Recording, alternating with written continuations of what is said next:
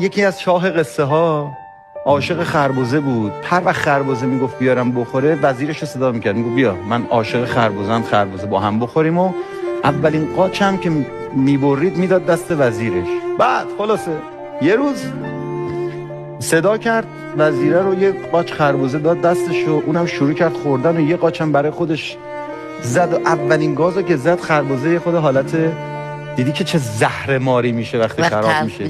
شاه گفت پف این بعد نگاه کرد دید وزیره همینجوری داره میخوره، چیزی بره خوش نمیاره. گفت پس تو چرا نمیگی که این انقدر گندیده است و بد طعمه و اینا؟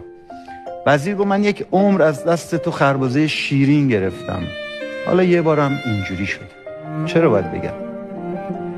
خیلی از ماها خدا مدام برامون خربزه خوشمزه میگیره میده دستمون، یه بارم تلخ داده دیگه ها.